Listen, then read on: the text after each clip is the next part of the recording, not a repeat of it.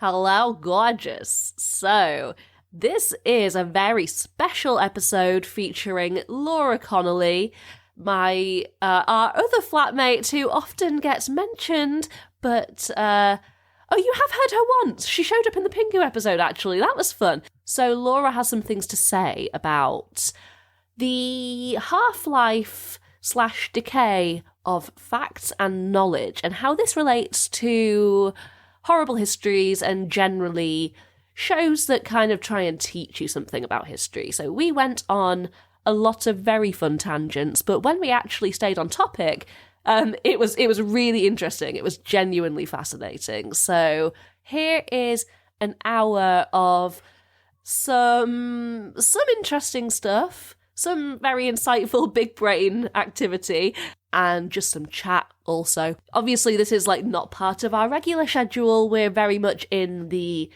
one episode every fortnight rota now. But whenever this goes out, I don't know when. It's going to be a very easy edit for me, to be honest. But yeah, enjoy. So I'm studying laughter and crying, or the fancy version is non-linguistic fuck.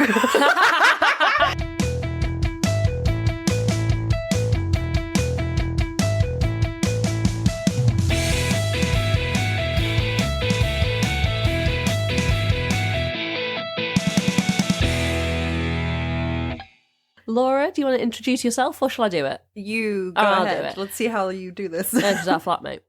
Yeah, I'm just the flatmate. She's very clever. She is studying a PhD in psychology. So, No, cognitive neuroscience. Oh, I'm sorry. Sorry, how could I? How banal is psychology? I know. I mean, I literally have an AS level in it. Anyone can do it. Right. So, what are you going to talk to us about today? So when you and Meg mentioned that you were doing Horrible Histories, which I saw as an adult because I moved just after, or just before it came out. You were 11. Yeah. So, yeah. Hence why I sound non-specific. But yeah, so as an adult, I was scrutinizing it from a slightly different lens than a child would. And I knew some of the things in it were wrong. Uh-huh. So I thought it relevant to bring up to you guys, and then you were like, let's do a whole bit. I'm here to talk about the half-life of knowledge / the half-life of facts, which I think Elsie referred to as fact decay in the proper bit. Yeah, because the podcast proper. Yeah, because I referred to it as that because that was how I remembered it. But yeah, because decay and half-life, they are the same realm within physics, but we'll move on. Please. Yeah. It essentially boils down to the amount of time that has to pass before the half of knowledge / facts in a particular area is superseded or shown to be untrue. So by superseded, it means new information has overturned previously held facts or knowledge. So let me recap. That is the term that refers to how long it takes. Yes. For half of the time. Half of the time it takes for assumed knowledge or widely received, believed knowledge to become proven wrong. Yeah. Okay. Or new stuff has just totally overturned it. Sure. I'm not sure why they've gone with half, but I think it's because of the physics thing. Yeah, why not? Yeah. So it comes from an area called cytometrics, which is a field of study that is concerned with measuring and analyzing scholarly literature. And I am now going to refer to them as science police. Why are you calling them science police? Because it sounds like, to me, this whole area is in the background looking at scholarly literature. So science and history and art history, anything scholarly. And is just analyzing how good it is, measuring how accurate it is. I mean, I guess someone has to do it. Yeah, I had no idea they existed. Yeah, I mean, that makes sense. So, they're the people that are the methodology people, kind of. They just make sure it's all being documented properly. It's... I haven't gone deep into it, so I assume that's one aspect for sure. Actually, this is very relevant to my field. We're going through something called a replication crisis, which is basically... Ooh, what's that? So replication is a really big part of psychology and neuroscience and just science generally. If you can't replicate results, then that's not accurate results. You've not done a good job, probably. So a bunch of papers from the 60s and the 70s and even the 80s, especially in social psychology, which is the most like trickled down into pop culture psychology. Sure. Yeah. Milgram. Zimbardo, Ash, all those guys. All of their studies are being redone and proven to be wrong. Yes. Which is the foundation of a lot of psychology teaching. Sure, because it's so easy for the masses to understand. Yeah. But it's also like... It's like, if someone in a coat will tell you to murder someone, you will murder someone. And that is why humanity is bad. And that is why the Holocaust happened. I am Milgram and I am clever. Yeah. Sure. So social psychology is one of the most digestible parts of psychology, so it's readily taught. I assume in your AS psychology, you did a lot of social psychology. Because it's also the most, it's like, oh yeah, that makes sense. Yeah. So... Because you could experience it. Yeah, exactly. So it's a crisis because everyone's like, oh God, the foundations of this whole field are wrong. So what did you say the crisis you were going through was? Replication? Replication crisis. Because you keep repeating things and they're wrong. Not me personally. Sure. But my fields... There's a lot of people redoing these studies and they're finding them to be false. And it's like... Okay.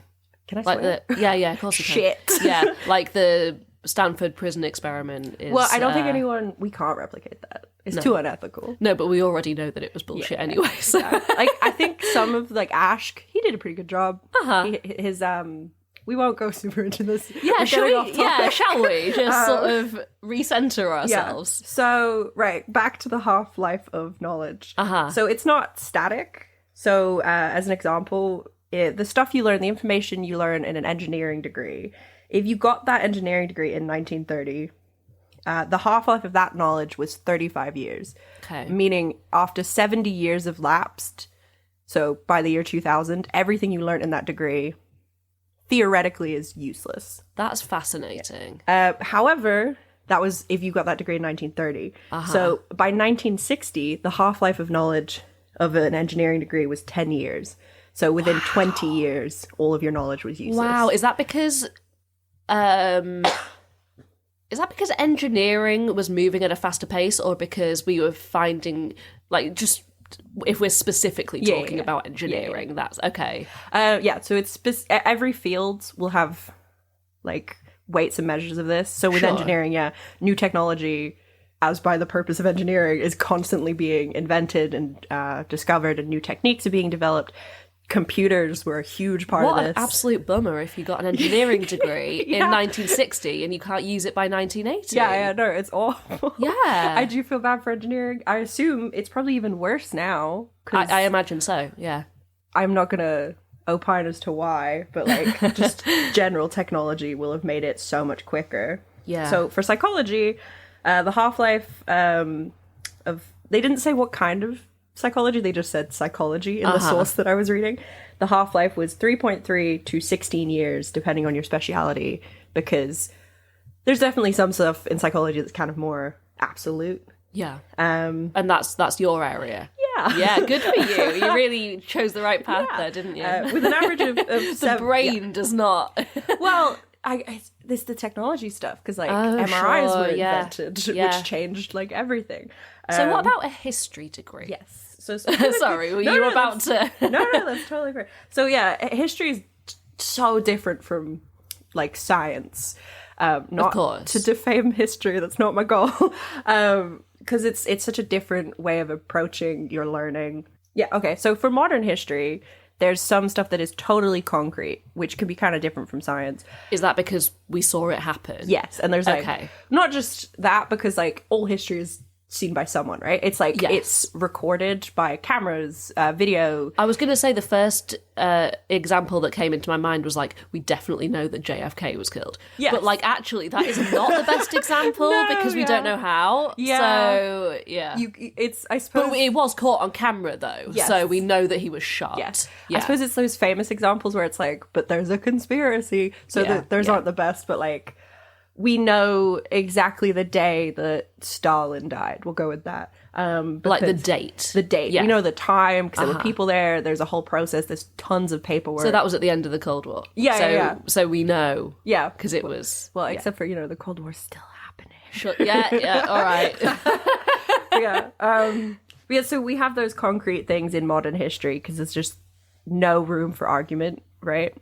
They can try. They can try, but like, I mean, some people argue that the world's flat, so you know. This is a good actual point because like that's what people used to think. Oh, sure. So that time, however, time is a flat circle. Yeah. Time is a disc. Like people have always thought that the Earth was flat, when really it's time that is flat, and we know that because there have always been people that think that the Earth is flat. I'm just caught in a loop. I'm sorry. No, go fine. on. Clocks, they're flat. Time is flat. Yeah, There's all the evidence. Sure. Yeah, so with history, history is like the interpretation of historical facts, events, general happenings, evidence, that are subject to a lot of change or eventual falsification. Many facts of history will become falsified. Like, people thought that hundreds of women were burnt at the stake during the Salem witch trials around the time, right? Yeah. And people still might believe that today because it's pop culture. Kind of like pop culture, like history gossip. Yeah. But no, that's not true. There were 20 people who were killed, one man, and none of them were burnt at the stake. Okay. So, yeah. Yeah, the burnings happened in England, hangings happened in the US, is what anyway, that's not the point. I see what you're saying. Yeah. Burnings were in Europe generally because they thought it was a kindness. Oh, great. Okay. If we're burned, we maybe could go to heaven, kind of thing. Right. I say we. I am a witch. So yeah, widely believed truths over time are found to be nothing more than just widely believed and usually not true. So rather than studying phenomena like in science, in history you study events which have to be written about by someone, or there's also archaeological evidence, but we'll talk about that in a second. So they have to be written about by someone. Like, the best history is writings that were at the time. I've forgotten the word for that. Contemporary writing sources. So, like, someone was there, someone wrote about what they saw. Hopefully that survived. That's the best history. Like first-hand accounts. Yeah, as long as they weren't lying. And then how do we know? Then how would you know? Because you hopefully, this isn't usually the case, especially the further back you go, you have more than one. Uh-huh. And you can compare. And choose who to believe, which, again, is another part of history. You are choosing who to believe. I just want to go back to... Sorry, we'll circle back in a second. Yeah. But I've never used the term circle back before. That was maybe the first time I've ever said that. Proper meeting on Zoom. Yeah, when you said that history is the study of events, it reminded me of, like, how people talk about science. Like, people don't... history is not about the study of events and facts, it's about interpreting the events and facts, like quote unquote facts. That's the way people talk about science, right? Because science is not about studying the facts, it's about interpreting what you can see and coming to what you think is the closest. Yes. Because that's just what truth is, right? Yeah. It's just what everyone believes. Well, because you can, like, proper, quote unquote, and non-theoretical science, I will say, because, like, theoretical science gets into a whole realm of things I don't understand. So for my area, we study the phenomena by... So I'm studying, like, laughter and crying, or the fancy version is non-linguistic fuck. PhD student, Laura Connolly. Non-linguistic vocalizations, involuntary and voluntary, meaning, like, crying, laughing, retching, gasps, anything you do that isn't... Hiccups? No. I mean, I'm joking. Sneezes. Well, there's that whole the noise you make when you sneeze is like socialized, but no, sure. I've not specifically studied any sneezing. So wait, what was I talking? Well, you were talking about explaining how an experiment would go with me. Yeah. So yeah, we're studying laughter and crying at the moment, and so I would put you in a room. Here's just an example of a study to sort of delineate between history and science. This is boring. I feel like this is... No, it's fine. Okay. Keep going. So I'd put you in a room, make you listen to 10 people crying ask you which ones you thought were real crying, which ones you thought were fake crying, and like ask you how contagious they were or ask you how authentic they were, that kind of stuff. Oh, I'll cry. If I hear someone crying, I'll cry. I don't, even if it's fake, like, I don't care. I'll will be in a study. You will cry. Yeah. Yeah. That would be very sort of useful for my write-up if you cried. I'll give it a go. Someone cried. But yeah, so, and then I take your behavioral perceptual responses and I use statistics to analyze them against other factors like your gender, your age, where you're from, and see how each of these things impact how you viewed the crying, right? Okay. The one I'm focusing on is age, because it seems like for laughing, culture doesn't really mean much because everyone laughs. Uh-huh. And we all laugh pretty similarly, which is, I think, quite nice. But so age, big different story, but we'll move on. So yeah, in that I'm studying what you did right in front of me and then using stats to see how it impacts, how things impact your responses. Yeah. Whereas with with history, with history, what you would have to do is hope that I'd done a diary entry about this experiment, or that you had done a diary entry about this experiment, and then write up about what I did if my life becomes history, which might do. Still time. Fingers crossed. Yeah. So like the biggest hope would be that I wrote a diary entry or you wrote a diary entry because we experienced it directly. What might also happen is a news article is written about my study, because that's more likely to have happened than a scientist to keep a diary entry. And then you have to hope that news article was accurate about what I was doing. Right? Okay. So are you saying that a lot of history is just hoping that what we see is accurate? Yeah, I don't want to defame history. No, it's not. I mean, Okay. I feel like that seems obvious, right? I feel like you might get some historians like, no. Oh, right. Okay. Well, but yeah, so you hope there's a contemporary source. There's so frequently not a contemporary source because paper disintegrates, that kind of stuff. So you just, and a lot of history is people later writing about what happened. And you have to, again, hope what their information is accurate. What you were telling me about this is, with the Victorians, is really interesting. So Victorian history, the Enlightenment and Victorian historians approach history super differently from how we do today. So today's history is supposed to be quite... like removed. Yeah, well, you're not supposed to judge, right? You're not supposed to necessarily give your 2 cents on what's going down. You have to, like, here's the facts, here's how I've interpreted them, and as accurately as you can present the past. Whereas Enlightenment and Victorian historians were like, no, we're better than them, and I'm going to put that I'm better than them. And they super believed that they were better. I'm guessing there was just like a lot of racism, a lot of classism involved in that. Yeah. And a lot of like, and this carries on to today in just general vibes. The viewing of people from the past as lesser, stupider. Yeah. Right? Which is... They didn't even have phones. Yeah. And it's like... They didn't have insulin. Yeah. They're people. They were just in a different circumstance. They weren't necessarily stupider. They just didn't have the resources and information that we have. I think it's a very biased way to look at it. My brother looks at history like this. He's like, they were just lesser. And I'm like, no, they're just from the past. No, they're the same species. Yeah. I mean, something that makes me feel really emotional is the idea that, when you see like really old jokes like etched into walls and stuff, and they're like, and they don't make any sense whatsoever, but also like memes don't make any sense. Yeah. It's like people have always been exactly the same. Yeah. And I love that. Yeah. And there's a very old, well, of course it's old, it's a cave painting, but there's a cave painting. There's a very modern installation in this cave. It's at the intersection of art and technology.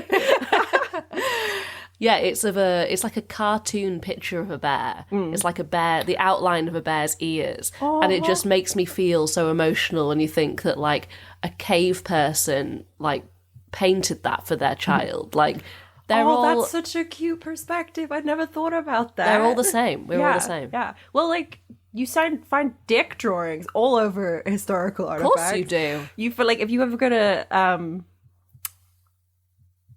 Pompeii. There's this, I love this. This is my favorite part of Pompeii. All the history stuff, all the incredible artifacts that have been preserved. No, this is my favorite part. So from where the docks were, there are little penises etched into the floor that led the sailors to the red light district. Excellent. And in Hull, we have a fish trail. On the Isle of Wight, they have like a knot trail. Nice. But all of this leading to the women. in Pompeii, it's Yeah. the penis trail. Yeah. And when you got to the red light district, these, I hesitate to say brothel, but I would say brothel. place of sexual commerce. Sure, Yeah. sure. They had pictures that are still there of different positions. So it's like a menu. Okay, well, the changing rooms in Ann Summers have those. A tariff. You'd go in and be like, I want this position from Tina. Like, you know. Anyway, Back on track. So, Super shall we off topic. bring this to Horrible Histories? yes, sure. So, yeah, like with regard to Horrible Histories, like, first and foremost, I do want to say, I know it's a kid's show. I know it's a bit of fun. Yeah. But throughout the show, they make the claim that this is 100% accurate. And if you're going to do that, I'm going to be like, well. By the end of series 5, Greg Jenner, lovely Greg Jenner, Lovely who Greg we all Jenner, love, yeah. he said that there were 8 mistakes made over the course of Horrible Histories. But this was in 2014. Yes. So Half-Life again. Yeah, that's true. But also, like, there are things that were in the moment that they were written were incorrect. Sure. So, Okay, like, fine. there's the Half-Life of knowledge and there's also being wrong. An oversight. So, like, I love that he thinks there's 8 mistakes. That is cold, Laura. That is There is a whole wiki page about the inaccuracies in Horrible Histories. So- made by the fans. Yeah, made by the fans. loving Yeah. wiki page. Yes. I love whoever- Documenting their flaws. But yeah, so just one example that this isn't on them. This just demonstrates the half-life of knowledge very well. So their episode on Richard III, so the truth about Richard III, there's a song and there's a line in it where they're proclaiming that he didn't have a hump, so he didn't have a humpback. A few Never months, had a hump, always walked my full height. Never had a limp and my arm was all right. Yeah. So the arm and the limp, sure. Yeah. Correct. But a few months after this episode came out, the bones of Richard III were found in a car park. I remember. He does have a crooked spine, so he has a curvature of the spine. And Simon Farnaby of Horrible Histories fame presented the documentary about it. oh, so he knew. he knew they were wrong. There's a outdoors shop in what was the car park in Like Leicester? Leicester? Yeah, it was Leicester, Leicester. yeah. They had a sign outside for a little while after this was the big story, and it said, "Now is the winter of our discount tents." Oh, nice. There's a movie now with the wonderful woman that plays Mrs. Brown in the Paddington films. She's obsessed with Richard III. Julie Walters. No, the Sally mum. Hawkins. Yeah. Aw. So she plays this woman who was the real woman, obviously not Sally Hawkins, but the woman she's playing. Yeah. Who found the body, who was like obsessed with him. Oh, wow. Yeah. I don't know how accurate the movie is, but she did find his body, so it's cool. She just go digging around. No. car parks. She followed the evidence and told. Was it her job to do this? No, it wasn't her job. It was her hobby. Whoa. Yeah. So she followed the evidence and then had other people dig. That's it up. amazing. Yeah. It's a weird little tidbit for history. That like a Yeah. weird little footnote on the Tudor history is he was found in a car park. But by what some I woman. find really interesting about this Richard III example is that history was that he was an evil, like... Well, so when you say history, one of the first things that comes to mind is you mean Shakespeare. I do. Yeah. Yeah. So, well, what, like, people's perception of him was that he... Murderous. murderous. Bad king. Moody. I don't remember what the song says. It's at the beginning of the He song. smelled. Yeah. He was always late. Like, What is that? There's that king. he's always interrupting. You know how like there's like Alexander the Great, right? There's this English king called Ethelred the Unready. Oh, I know. And I've seen Horrible Histories, mate. Oh, is he in it? I don't. Yeah, I think so. I know this person from a Susie as Eddie Izzard skit. Oh, okay. And she's like, what did he do to earn that name? And I'm like, I really also, like, was he just perpetually late? Like, I don't, or did something come and he wasn't ready? Like, I want to know how. I should have Googled it. I haven't. Why Ethelred the Unready was called that, but. So it, like, the idea that for a short while in history, or a short while, sorry, in the past, I should say, because history is the study of the past. Yes. Just to get this right. By the way, this was going to be part of our Horrible Histories episode. It's now going to be its own episode. Oh, wow, okay. Yeah. Is this in the episode, or are you just telling me? I mean, it probably will be in the... No, I mean, like, are you keeping that, or are you just telling me? I probably will, yeah. So for a short time in the past, people thought that he was all those bad things, right? Yeah. And then it became a common inaccurate belief. A common belief that it was not true. Yeah, so everyone was like, oh, there was a time in history where everyone thought he was evil, and now we know different, and now that's starting to be overturned. So the idea that it keeps evolving and people's beliefs become... that people's beliefs are incorrect becomes part of history. That's really interesting. So it typifies the, like, part of history where if you're commonly held beliefs that are wrong, or, well, not necessarily wrong. So it just sounds really mean. That does. I'll start that again. This typifies how things... So, because you're largely studying written history, right? So it's, if you believe something and you write it down, if there's enough other people that have also written that down, that could become fact.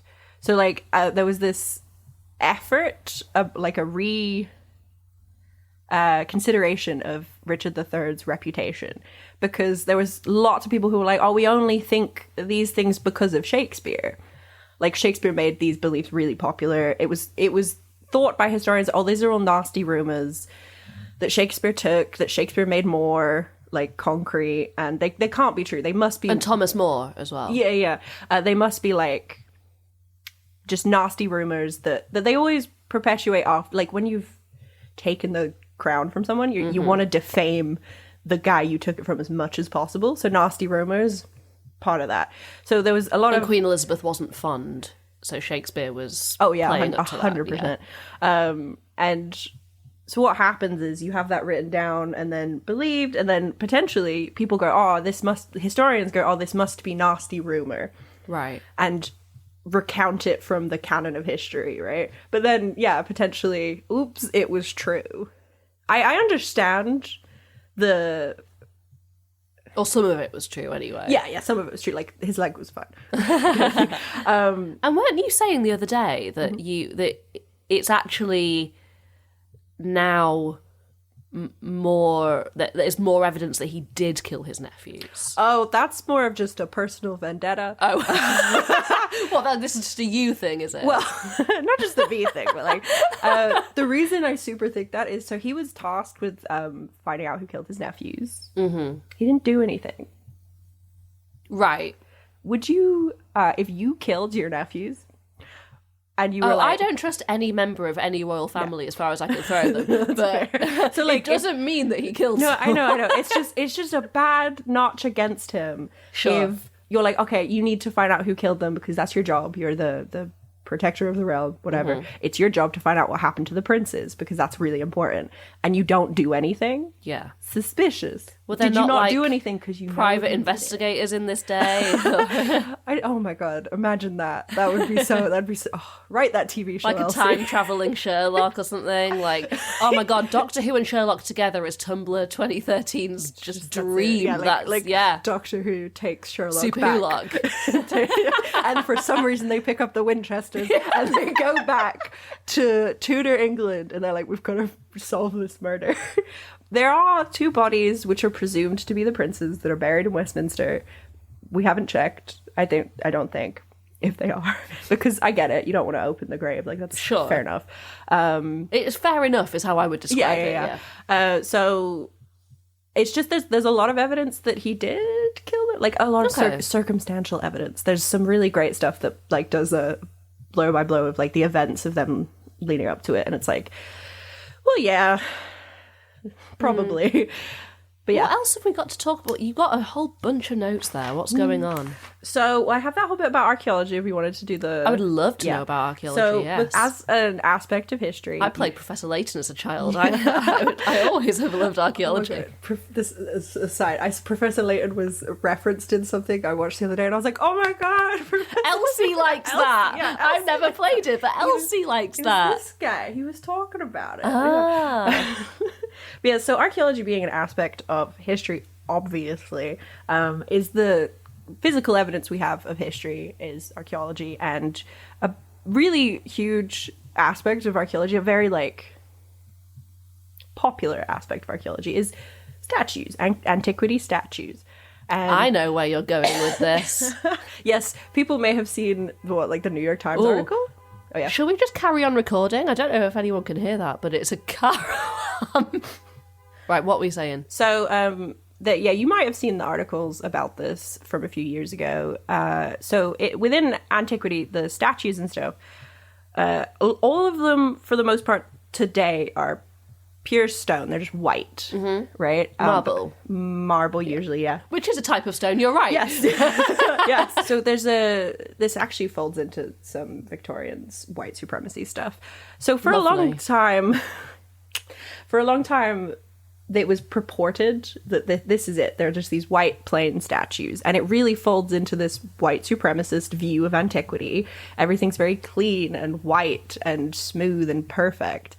And historians have been finding paint, or archaeologists have been finding paint on statues, like little bits, for a very, very long time. You can go to the Louvre, and they have a big statue of Athena, and she still has paint around her eyes.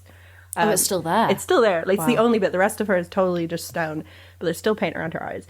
And they ignored is maybe strong, but, like, didn't talk about it, didn't really report it. It never really filtered down to pop culture, especially. So there's this very white view of the past with regard to, like, Roman and Greek history. You know how I learned about this was through ContraPoints? Oh, yeah. So she's got this bit where she's talking about how these historians or these archaeologists or whoever, like, they found the painted ones and they were like, oh, they're so gaudy. not like our refined Western tastes, because Greece is part of the West because it's white and... Yeah. Because it's white. Yeah. I mean, that's just how a whole tangent about how important North Africa was to Mediterranean empires could be done because... Yeah. Wow. People forget that part of Mediterranean history is the other part that touches the Mediterranean, which is North Africa. But... the West is a racist myth, but we don't need to talk about it today. Yeah, that's a whole tangent. We're going to start our own history podcast. Yes, we should. I love how your PhD is in psychology, neuroscience.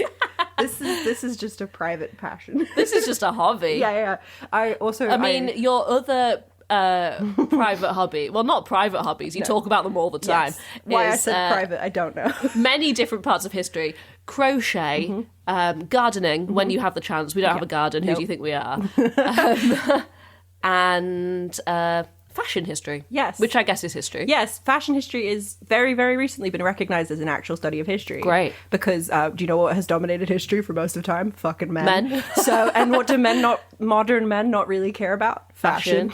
So they would just like, no, just go away with your silly little fashion history. Yeah. Screw them. 18th century men fucking lived for fashion. I would like to know how the film industry has impacted on this. Oh, yeah, massively, depending on where you are. I bet like all of those sort of fashion YouTubers that review how accurate costumes are in period dramas. Yeah. They are doing God's work, making this into an actual study. Yeah, no, 100%. All of those women have done like Bernadette Banner. This is for Bernadette you. Banner, yeah. Like she went to costume school, and like I don't know what her actual qualifications are, but I assume it's in the realm of it. And then like Mina Lee, There are others, but I'm struggling to remember their names. I follow and watch all of them. I'm so happy we're making this a full episode now because I was like glancing at the time and I was like, this was supposed to be like a 15-minute thing, but like now we're doing it. This can just be its own bonus episode. Elsie, you should have known. I know. You know me. I don't know why you thought I'd keep it short. What was I thinking?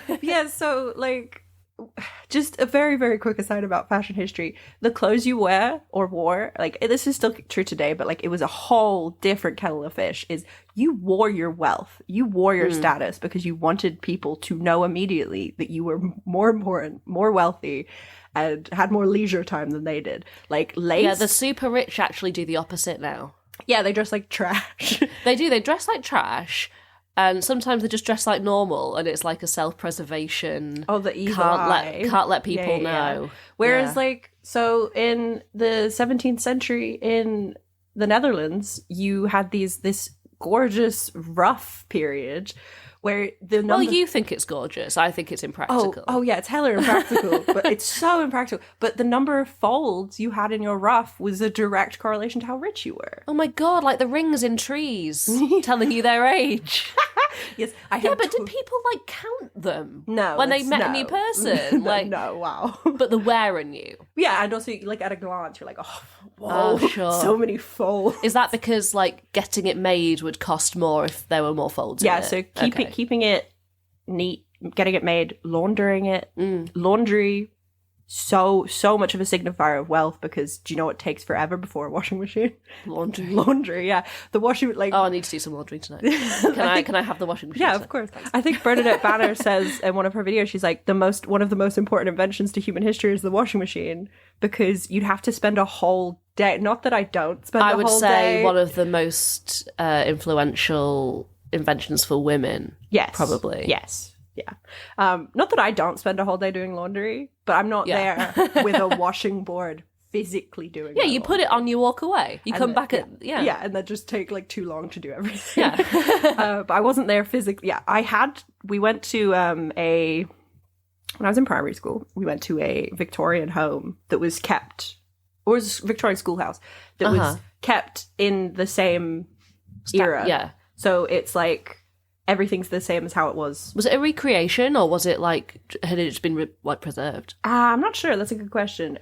Probably a bit of both, because it didn't ever seem like it had been modernized. Where was it? Somewhere in the south of England. Somewhere near Berkshire. Yeah, somewhere near Berkshire.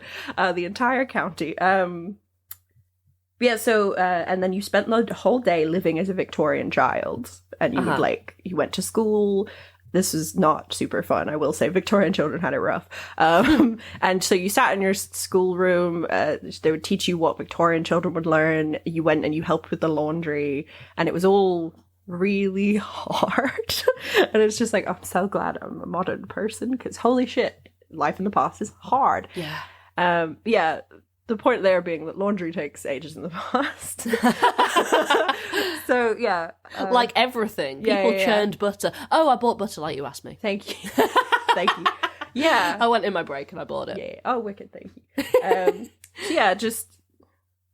Where were we? Yeah, where are you in your notes? Let's return to the notes. I'm not anywhere concrete in my notes. We've fully gone off because we were talking about... I think isn't that just like a... Yeah, we were. Yeah. Is that not just like a list of examples of where horrible histories went wrong? This is the archaeology bit. This is examples here. So yeah, just to end the archaeology bit was like, so it came out and people did finally report that there were paint on these statues. Yeah, I recommend Googling it if you've never seen them. Wow. It changes your view. They're really gaudy. So, and also because they and what we thought of them are part of our modern conception of the word gaudy, which is hilarious to me.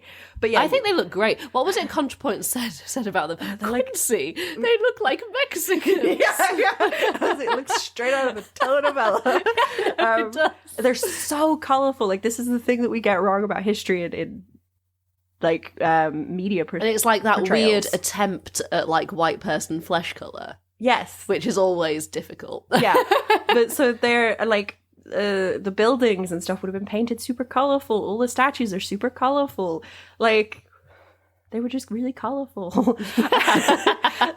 Because of course, why not? If you have color, unless I guess you're a rich person today and you're super minimalist. Yeah, that seems to be the trend, right? I saw a video about recession core and it made Recession core. me want to cry. God, that's depressing. It's so depressing. Tell us about recession core. It was like remove. Sorry.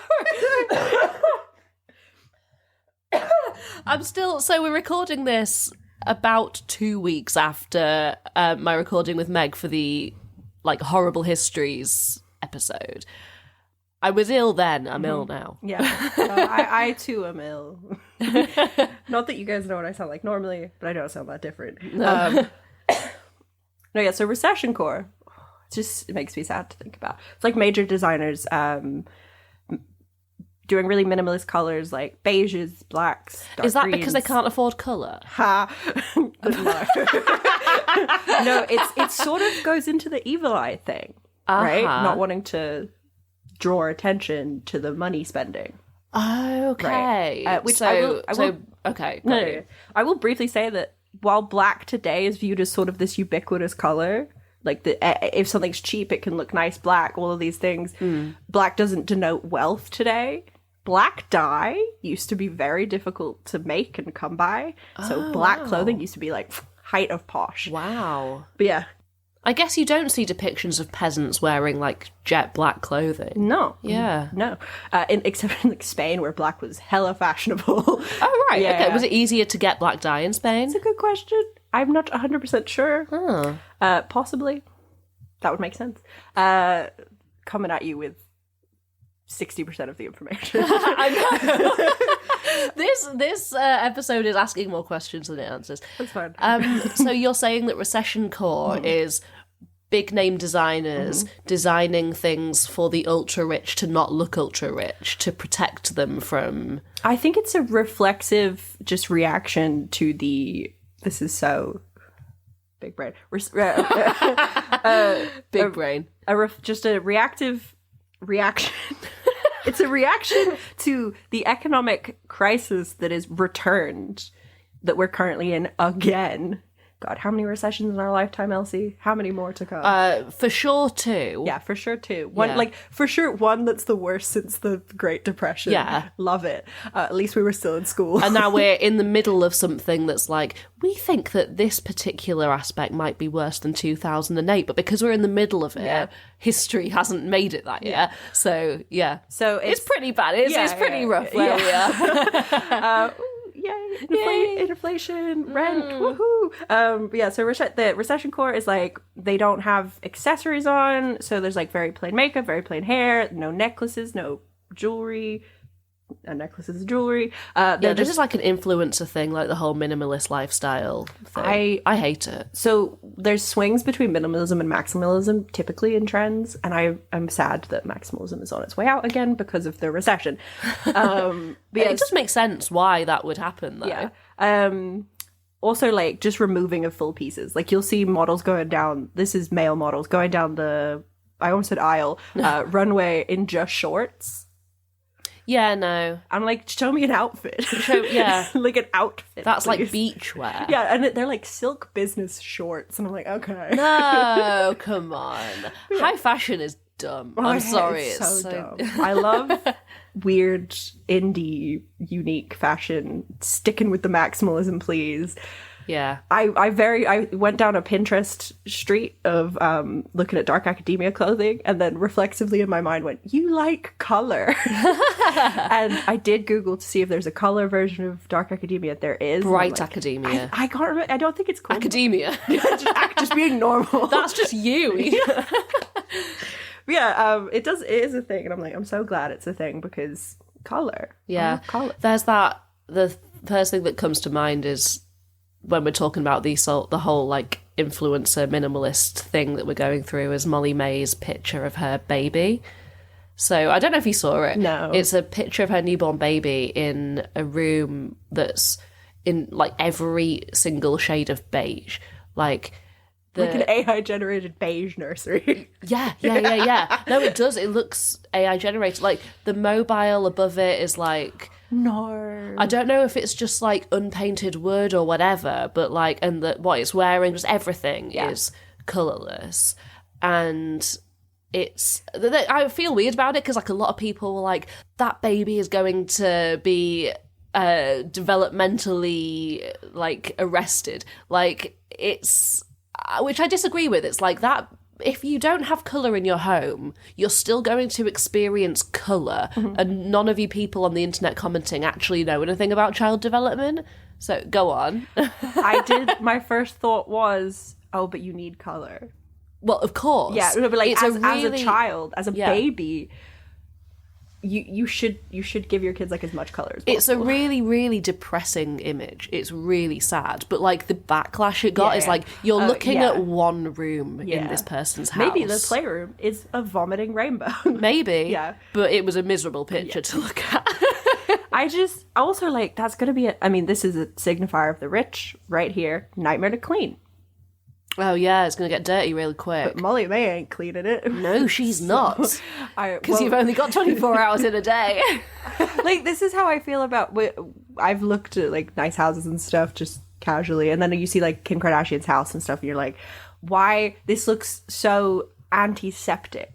Yeah. Because it looks like a hotel or a museum. There's nothing out of place. It's so upsetting to me when someone with a huge amount of money doesn't actually make their lives look comfortable. Well, it's that real... like, what a waste. It's that real audio that's like, when I was a kid, I didn't understand why adults' houses were so boring and didn't reflect their personality. Now I'm an adult, I live as I want, and they turn the camera and it's like, everything's pink. Yeah. And I love that for them. Now I'm an adult afford that. and I'm paying rent. Our sofa, oh my god, it's the ugliest sofa I've ever seen. It's not even fit for purpose. It's comfy, but you have to adjust it every 5 minutes. Yeah. It's awful. So I understand why sometimes adults' houses are just an accumulation of things. Mm-hmm. Oh yeah, my room. Yeah, there's no design to it. Yeah. It's a home. It's homey, but it's...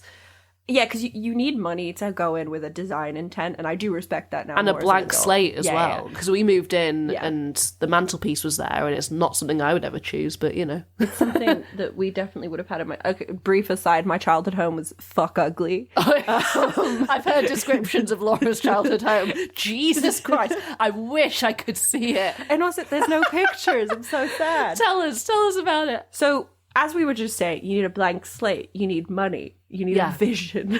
You need a vision. My mother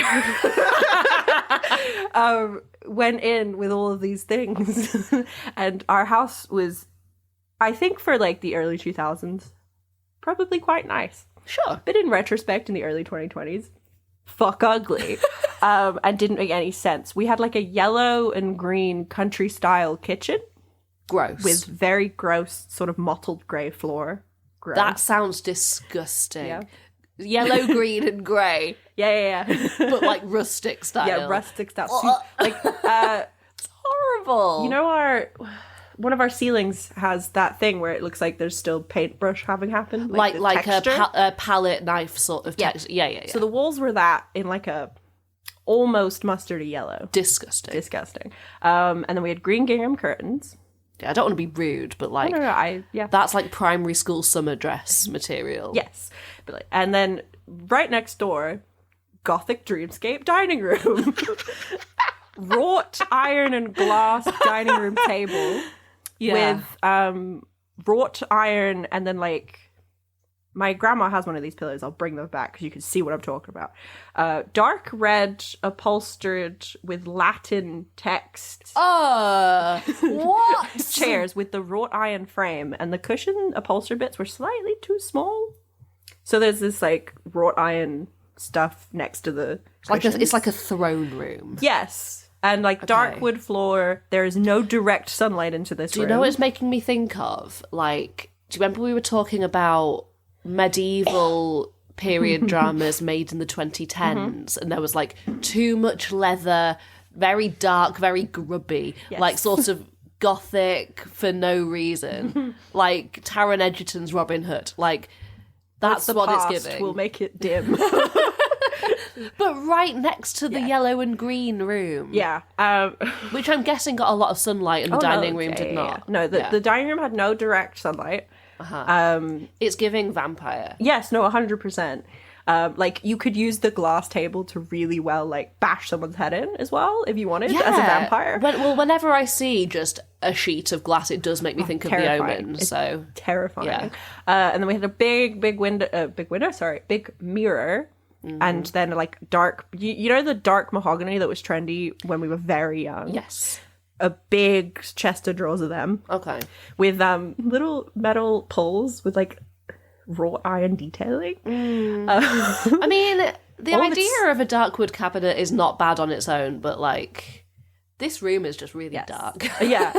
Everything was so loud. Like anytime you moved anything, it was so loud. It sounds heavy. Yeah, it's like... Also, my mum, who now lives in Sydney, we moved to Singapore and then she moved to Sydney. She still has this dining room set. Do you know what it's making me think? It's like Germanic, like I've never read Gormenghast, but it's making me think of Gormenghast.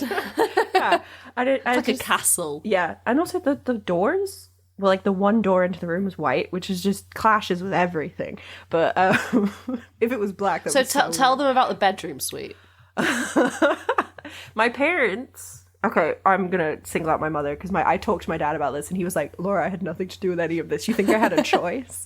So their bedroom was they had everything was built in, so you couldn't move anything. Like storage area, sort of. Yeah, so they had a built-in wardrobe, built-in bed, built-in bedside tables, built-in chest of drawers, like all of this built into the walls. All of this, like. Yeah, fixed. Jesus Christ. Yeah. I like a freestanding wardrobe. I think that's a nice feature. For space saving, oh, well, sure. prefer, especially given where I've lived. Yes. And, like, built in is better because it feels like it's not taking up space. Yeah. It is, but, it feels like it's not. Even, like, me and you have technically built-in wardrobes. They stick out the wall. Yeah. They're not recessed into the wall. Yeah, well, if mine was recessed into the wall, that would go into your bedroom. Yeah, that's true. But yeah, so everything's a fixture, right? So, and they have a carpet that's too tall, so the door doesn't shut properly. Oh, it's too wefty. Yeah. So they needed to shave down their door. They didn't do it for years. Awkward. But yeah, so all of these fixtures are like a pearlescent pinky color. Right above the demonic dining room. So, and everything has this, what is this, like flower filigree motif. Yes. All of it. Like a ceiling rose, kind of. Yeah, but like filigree's a good word. On everything. And painted pink, like a dull pastel pink. On top of the pearlescent pink that's on everything. Yes. Wow. The only thing that was different, look. I know. The only thing that was different was the bed was cream. And it was a waterbed? Yes, it was a waterbed. That's the best detail. Yeah, it was like a California King waterbed. Oh my god, they had a chandelier as well. I totally forgot about that. Yeah. Because I remember hitting my head on it once when I was bouncing on the waterbed. On the waterbed, yeah. What would I do when new friends came around for the first time? Show them the waterbed. Were they even manufacturing waterbeds back then? Like, I don't think Specialty, they've I'm not sure. really existed for like the 70s. Like, that's horrible. Both my parents grew up super poor, so in my head I wonder if both of them viewed this would make sense to me because the 70s is when they grew up. Yeah. If rich people had waterbeds. So when they were able to, they got a waterbed because they finally could. The height of modernity. In the 70s, but they did this in 2001. So I can understand that, but I don't understand everything surrounding it. Yeah. So then there was a 4-poster bed with the bowl things, the decor, that sticks up and there's bowl. Sure. Yeah. It like a chess piece kind of on each corner of the Yeah, bed. yeah. Like bed knobs and broomsticks knob. Yes, but it's wood rather than Yeah. metal. But yeah, so there's waterbed, all that. My mum has kept her wedding bouquet, so that's also there. Pressed flowers on the wall. It's all just so Gaudy. gaudy and grandma-y. Gaudy's a nasty word because there are classist implications. Yes. But I can't describe this house in any other way. And I hadn't thought about my childhood home for a very long time. Until you described it to me and Meg and we went, Laura. Yeah. Because sometimes you think about where you grew up and you don't view it from you haven't ever formed an outside opinion of it. It's just your home. So it's just where you were. So you don't look at it and go, oh, this is ugly. Yeah. Until much later, especially if it's because I don't have access to it. It doesn't exist anymore. The house is there, but like everything was ripped out. Yeah, and someone else lived in it, crucially. Yeah. You can't just go. I want to look in my own home. No. So I hope they've done something nice with it. so do I. There's photos of when we were selling it and everything's been ripped out. So there's genuinely like no evidence of this, which is so unfortunate. Whereas your childhood home, has it always been decorated roughly how it is now? Roughly, yeah. Sounds really nice. But your mum is an artist, so... Yeah, my parents are really into making the house look as nice as possible. And I am biased, but like... It's really nice. It sounds... I haven't been, but it sounds really nice. I except for your one bathroom that's nautical, that's hilarious. No, it's pretty classy, to be honest. Okay. It's my favourite room in the house. Fair. It's just nautical bathrooms are so funny to me. Because it's like, what? Like, it's water. It's not so much nautical as more like English seaside town themed. I just love the idea of this is the room with the most water in it. Let's make it water themed. Let's put a dried starfish in it. I hate those. And your grandparents' home, that's fun. No. So it's just like imposingly Irish Catholic. Yeah. Oh my god, there's so many Jesuses. So many Marys. Oh, there's a Mary music box in my grandma's running room. out of battery. And it's horrible. It's demonic. And like my grandma used to have this really... She got rid of it. I don't know where it is. Probably in the garage, as with everything. A door, like a full back of a door art piece that was just a huge sort of Jesus tapestry. Wow. Green and gold. Like Carrie's mum. From Carrie. She's got a room full of crosses. She's not that far gone. But like just... And the garage has got about 12 washing machines in it. Jesus. So basically, Laura's grandparents have a room where things get put away forever. Like, there's, 18 pairs of scissors in the kitchen. Oh, like, God, they're hoarders. They are hoarders. I do think that some hoarding tendencies come from being very poor. Sure. And I understand that. Especially... Like, my granddad, when he was in his 20s, had all of his money taken from him by a business partner. Oh, Jesus. I didn't know that. Yeah, no, wow. I don't think I've ever mentioned it before. Right. So I understand this tendency. I understand keeping But things. you don't need 12 Hoovers. No, you don't need a modem. And but the thing is, at this point now, if you take that modem out of the room, everything's going to come crumbling down. There is... if you move anything. So there's a what's it called? A plank of wood. Oh, a plank of wood. It's just called a plank of wood. Resting atop their garage freezer, which is frozen shut, so we have no idea what's in it. Oh my god. And atop that, there's a panettone tin where the plank of wood is rested atop the panettone tin, and it goes over to... You've been in the room. No. Yeah, no, that's fair. It's so... There's a lot in that. You don't know everything that's in that room. It's so anxiety-inducing. If you are of any kind of nature that doesn't like mess, that I understand never wanting to think about it. Tell us about this tin. Yeah, so it rests atop a panettone tin, and it goes over to other... I don't actually know what it's resting on the other side. It's hidden. And it's holding up maybe like 2 decades worth of crap. Oh. So... When my grandfather dies, God rest his soul. Yes. Let's just cross ourselves for the Catholics. Yes. He crosses himself every time we go by a church. Really? Yeah. Wow. But yeah, so when he dies, I am the only one that is close and available, so I am going to be the one spending 6 months clearing out this garage. It's going to be you, me and Meg, isn't it? And we're going to enjoy it. I'm roping in Sean, my brother, and we're going to need a skip. And it's this is why your dad moved to Singapore.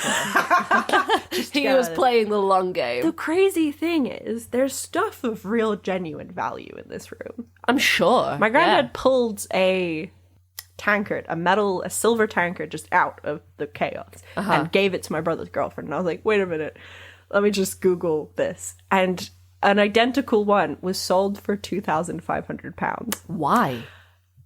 What is this? It's silver. It's by a particular silverware. Right, and I was like, yeah, sorry, Kat, my brother's girlfriend, you can't have this. I'm putting this back. Like, if you stick around, you'll get the dividends eventually. But I'm putting it back for now and it's just full of stuff like that. Like, it's full of these randomly valuable things. And I'm like, what? It's so weird. And every time my granddad's like, oh, I found this in the garage. I'm like, oh no. Didn't he, when we moved into this flat, didn't he say, oh, I've got about 20 TVs if you want one? They had just been given a TV by one of my second cousins or whatever. Irish, so many cousins. And they were offering it to us. And sometimes my grandma, when I refuse things, sometimes gets kind of pissy because she's like, well, beggars can't be choosers. And I'm like, okay. But we're not beggars. I'm not. We can afford a telly. Yeah, like I can. And this was like an old, not super old, but like old enough that it's useless, unfortunately. Is it a flat screen? Yes, but it's like 10. We have modern needs. Yeah, it's like 10 years old. It's not a smart TV. Yeah. We can't watch Netflix on it, so thus for it. It's a necessity. Therefore, it is just less useful. And when I was saying this to my grandma, she's like, what's Netflix? Aww. And I'm like, I've explained it to you so many times, Grandma. You've explained Netflix to her. Because they have a smart TV. My dad bought them it as a gift in 2012. And when I say gift, my dad will sometimes buy people gifts principally for himself, so that he can use it while he's at their house. So they have a TV which has Netflix on it. It's too old for Disney Plus, but so they were offering us this TV, and it's, for one thing, it's like tiny. Yeah. Our TV already, sometimes I'm like, I can't see the details from the couch, which is a me thing. That's a you thing. That's a good sized telly. It's fine. You don't need that bigger. But and yeah, I was just like, it's not a smart TV. We can't really use this. It's just not useful for us. And my grandma's like, ooh, so posh. I'm like, no, it's genuinely useless. I don't know what you want me to do. Anyway, that's why they have so much stuff. They have one of Meg's old printers. What? Because it was my granddad helped me move out of my university house, and it was there, and I said I was going to take it to Curry's to properly recycle it because you can give them broken printers. Good to know. Yeah. I just tossed our old one, didn't I? Yeah, I should have taken it to Curry's. Anyway, my granddad was like, "It's fine, I'll fix it." And I'm like, "Granddad, it's a printer. I don't think NASA astronauts can fix printers. I don't know what you're going to do." So it's just in their garage. Great. Yeah, which I'm going to have to deal with for sure. They've got Meg's printer. They've got Meg's broken printer. Anyway, we're so far off. I know. What were we talking about even? What are we here for? History. I mean, we got to the end of your notes and we learned a lot. Should we? We have not. Jesus Christ. Right, so what next? Well, because I was going to talk, we were talking about Richard III. We were. Because that's a really good example of the half-life of knowledge, because a few months later, it was superseded by new knowledge. The issue I will take with the show is that, sometimes they are just point blank incorrect with information we've had the whole time. So in the same episode, they say Bob Hale says Richard II was Richard Plantagenet's great-great-granddad. But no, they were distant cousins. I don't know why they said that Henry IV was Henry VI's great-granddad when he was his granddad. Why? Yeah. Why do that? It's just little asterisks occasionally where it's like, it's as an adult, because you're not going to go to school and potentially learn some of this anew, which I think is some of the intent with Horrible Histories. Like, you do go to history class and, learn actual, hopefully accurate stuff. And I understand as a kid show, you don't want to be super accurate because that can be alienating. Like the Alexander the Great naming every place Alexandria. Yeah, Alexandria. Yeah. And then he names one place Iskenderun, which they say is Turkish. Yes. It's not, for Alexandria. Yeah. It's not Turkish, didn't exist, but again, that's kind of unnecessary detail for a kid's show. Yeah, you can't go too deep into... It's the place, it's a language from the place where Turkey is today, so they went with Turkish. Right. And then the other one is they could, but again, I understand for children, so this nuance is not necessarily needed, but I feel like it could have been a great bit for the rap. Talk about source certainty. So most of the stuff about... That would have been a great bit for the rap. Yeah, because he could have had a little bit where he talks about... So for the Vikings specifically, this is a very good example. Most of what we know about Viking history comes from the things called the Eddas, which were written... Are they like epic poems or something? Yeah, they were written hundreds of years after all of it happened by Christian monks. Oh. So all of it's through the lens of Christianity's understanding of... namely Viking mythology and Viking history. So there's some weird stuff that gets really emphasized about Viking history in media that just did like blood eagles. Not that they cover that, I don't think. No. Because it's like a very noble, very bloody way to die. It probably never happened. It happens in Midsummer, which is a horror film. Yes, so. So that probably never happened. I mean, it maybe did, but it probably never that would have been a happened. really cool thing for the rat to do, to talk about sources. Maybe that's a bit too much. Maybe, but he could have just been like, we don't, like, he could have just had a moment where he's like, we don't necessarily think all of this is true because we don't trust. I mean, he did sometimes pop up with like little signs saying, we've made this bit up. Yes, which is necessary. Sure. But yeah. I think that's kind of all my notes. Okay, so should we do a little recap? Yeah. So what have we learned? If you got an engineering degree in 1930, throw it away. It's not worth the paper it's written on. Yes. It's been out of date for 20 years. We need expiration dates on, like, degrees. Honestly, yeah. You need to go back to school. Yeah. And what else did we speak about? Fashion history is good now.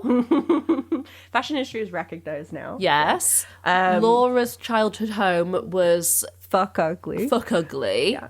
I think that the whole point of this is just skepticism with regard to what you're being told through fun documentary things is a necessary element. Like, approach things with, when was this written? Why are we being told this? Like, who does it benefit for me to believe this? That's a great message. I like that. Yeah. And then just don't trust what people in the past. No, that's an offshoot. If you're reading from something from the 70s, it might be dog shit now. You know, like, this episode is like, it's like This American Life, and it makes mine and Meg's episodes look like Beavis and Butthead or something. Like, we're realms apart. Yeah. Like, we're actually talking big brain stuff. So give us an example of how this could happen. Yes. Yeah. So the whole widely held beliefs becoming potential history, we're a little bit more secure from it than we were in the past, because I guess the internet and fact checking and that kind of stuff and all the resources we have access to. But so a widely held misbelief. Is that a word? Mistruth? Misconception? Yeah, a widely held misconception about... Untruth? A widely held untruth about American history. I don't fully know what they actually get taught in American schools, but everything I've ever heard about this is a mistruth. Mm-hmm. So 4th of July, American Independence Day, I was led to believe, and a lot of people I know are led to believe, that's the signing of the Declaration of Independence. Uh-huh. False. Oh, okay. The signing of the Declaration of Independence was actually on August 2nd. But, like, I could very easily see that actual fact be dissolving into the mists of time, because so many people think the 4th of July was when they signed the Declaration of Independence. But it's just not. It's just... So what is the 4th of July? Is that just when they fancied a public holiday? I wish. It was the, like, a second conference regarding the Declaration of Independence. Right, okay. So you're saying that can get written down a bunch of times and eventually it just becomes Gospel. fact. Yeah. Like, very easily I could see that becoming fact, quotation marks, fact. Yeah. Because, if so many people believe it, so many people write it. If you've got one historian over there shouting, no, it was the 2nd of August, you have, like, 1,000 people over here shouting it was the 4th of August. July. See? It wouldn't be illogical to believe the 1,000 people. Yeah. Laura, this has been an absolute pleasure. This has been fascinating. We've so got off topic. I know we did. As every one of my conversations seems to be. But I've had a really lovely time doing this little special episode. So, where can people find you? Do you want people to find you? Do you want people to follow you on Twitter? Well, no, I don't use Twitter. I don't like. I have Twitter just to see what other people are doing, but I do not use it. You're the same as other friend of the pod, Arthur Loads.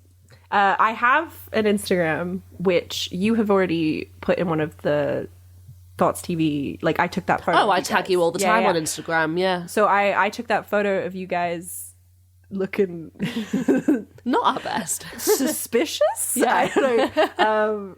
Yeah, that photo I took, and you've tagged me in it, so that's probably the easiest way to Great. find me. If anyone's interested in seeing what Laura's face looks like, then